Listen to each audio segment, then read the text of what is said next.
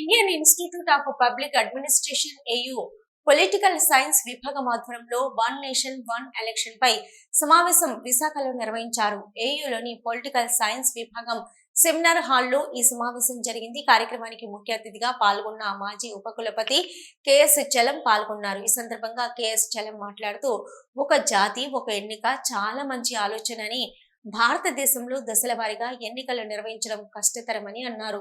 మన దేశం ఇంకా ఒక జాతిగా నిర్మాణం జరగలేదని, దేశంలోని మణిపూర్, జమ్మూ కాశ్మీర్తో పాటు మరికొన్ని ప్రాంతాలలో జాతుల మధ్య పోరాటం జరుగుతుందని అన్నారు. ఇప్పుడు ఈ లోకల్ బ్రాంచ్ ప్రెసిడెంట్ కూడా చేశారు. ఈవేళ సమావేశం సెమినార్ ఏర్పాటు చేశారు. దాంట్లో డిస్కస్ చేయాలి. ఎందుకంటే దేశవ్యాప్తంగా దీని మీద ఐఐపిఏ చర్చన కొనసాగిస్తుంది. ఆ విధంగానే విశాఖపట్నం బ్రాంచ్లో కూడా వాళ్ళు ఇక్కడ సమావేశం ఏర్పాటు చేశారు. ఒక జాతి ఒక ఎన్నిక అన్నది చాలా మంచి ఆలోచన. దాంట్లో అందరూ ఇంకా చాలా కాలంగా ఇంత పెద్ద దేశంలో ఎన్నిసార్లు ఎన్నికలు పెడతాం కష్టంతో కూర్చుకున్న విషయం కాబట్టి కావాలన్నారు. కోవింద్ గారిని ఆ ఉద్దేశంతోనే కమిటీ వేశారు. ఆ ఉద్దేశంతో కమిటీ వేసినప్పుడు అదే అలా కాకుండా మీరు ఫ్రీడమ్ ఇచ్చేసి ఈ దేశానికి ఏం కావాలి అని అంటే అది వేరే విషయం.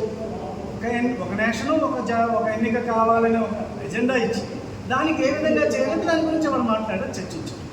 అయితే ఇక్కడ సమస్య ఏమిటి అంటే మన దేశం ఇంకా ఒక జాతిగా నిర్మాణం జరగలేదు. ఒక జాతి అంటున్నాం కదా, మణిపూర్లో గొడవలు జరుగుతున్నాయి, జాతులు పోరాటాలు జరుగుతున్నాయి. మణిపూర్ మొత్తం నార్త్ ఈస్ట్ అంతా, జమ్మూ కాశ్మీర్లో జరుగుతున్నాయి. దక్షిణాదికి ఉత్తరాదికి గొడవలు జరుగుతున్నాయి. అంటే ఈ 50-60 ఏళ్లలో మనం ఆర్థికంగా నిర్మించుకోవడానికి, డెవలప్ అవ్వడానికి ప్రయత్నించామే తప్ప మన జాతిని సంఘటితం చేయడానికి వీలుపడలేదు. ఈ జాతిని ముక్కలు చేయడానికి అనేక రకాలుగా అనేక రాజకీయ పార్టీలు అనేక ఉద్దేశాలతో ప్రయత్నం చేస్తున్నాయి. దీన్ని ముందు మనం అడ్డుకోవాలి. ఒక జాతి ఒక ప్రజ అయినప్పుడు ఆటోమేటిక్గా ప్రజలే కోరుతారు, మాకు ఒక ఎన్నిక చాలు, ఎంతమంది అక్కర్లేదు. ఎందుకంటే వాళ్ళు చెప్పిన ఎగ్జాంపుల్స్ అన్నీ కూడా యూరోప్ ఎగ్జాంపుల్ ఇస్తున్నారండి. యూరోప్ అంతా కలిపితే 30 కోట్లు లేరు. ఇంగ్లాండ్ అంటే 4 కోట్ల మంది, ఫ్రాన్స్ 6 కోట్ల మంది, ఇట్లా 5 కోట్ల మంది, 50 లక్షలు ఉన్నటువంటి దేశాలు కూడా ఉన్నాయి. వాళ్ళు కండక్ట్ చేయగలరు. వాళ్ళకి సమస్య ఇది మాటికి ఎన్నిక ఉన్న జనాభాతో ఉద్యోగస్తులు. కానీ మనకేమిటి, మనకైనటువంటి ఖర్చు చూపిస్తున్నారు తప్ప అది అంత ఖర్చు కాదు. అది దేంతో కలిపి ఎన్నికల్లో క్యాండిడేట్స్ ఖర్చు పెట్టిన దాంతో కలిపి 1,00,000 కోట్లు ఉండొచ్చు. కానీ administrative expenses, election commission, national election కమిషన్లో స్టేట్ ఎలక్షన్ కలిసి ఖర్చున్నటువంటి చాలా తక్కువ 10,000 కోట్లు ఉంటుంది. అంతే, అంతకంటే ఎక్కువ ఉంటుంది. అది 48,000 లక్షల కోట్ల రూపాయలు. ఒక్క దీని నుంచే పన్నుల నుంచి 25 లక్షల కోట్ల రూపాయల ఆదాయం వస్తుంది. దేశం చాలా ధర్మించగలగా ఆర్థికంగా ముందుకెళ్తుంది. అందుకోసం ప్రజల్ని ఎడ్యుకేట్ చేయటం అంటే ప్రజల్ని అంటే ఓటర్లని ప్రజాస్వామ్యయుతంగా తయారు చేయడానికి ఎన్నికలు అంటే ఉపయోగపడతాయి. అది నా ఉద్దేశం. దానికోసం ఎన్నిసార్లు ఎన్నికలు కావాలని నాకు కోరుకోవడం లేదు. దాన్ని చేయకుండా ఉండడానికి కావాల్సిన మెకానిజం డెవలప్ చేయండి. ఎన్నిసార్లు ఎన్నికలు జరగకుండా ఉండడానికి మెకానిజం డెవలప్ పెద్ద సమస్య కాదు.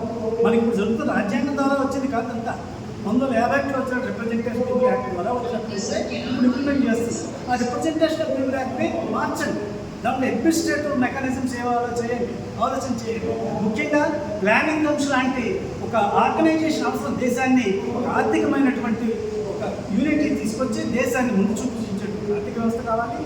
అలాగే రాజకీయ పార్టీలు కూడా కొన్ని జర్మనీ మరియు దేశాల్లో పార్టీలకి ఆ పార్టీల దగ్గర నుంచి తీసుకోవడం కాదు, ప్రజల దగ్గర డబ్బులు తీసుకోవడం కాదు, ప్రభుత్వమే డబ్బు ఇస్తుంది. ఎలక్షన్కి ఎంత ఖర్చు అవుతుందంటే వాళ్ళు డబ్బు ఇస్తుంది, రీఎంబర్స్ చేస్తుంది ఎక్స్పెండిచర్ ఇచ్చినప్పుడు. ఆ విధమైనటువంటి ఒక మెకానిజం డెవలప్ చేయొచ్చు. చాలా అంశాలు ఉన్నాయి. కానీ ఒక జాతి ఒక ఎన్నిక అన్నటువంటిది ఒక స్లోగన్ లాంటిది, ఒక అవసరమైనటువంటి ఒక యుటోపియన్ ఐడియా. దాన్ని నేను వ్యక్తిగతంగా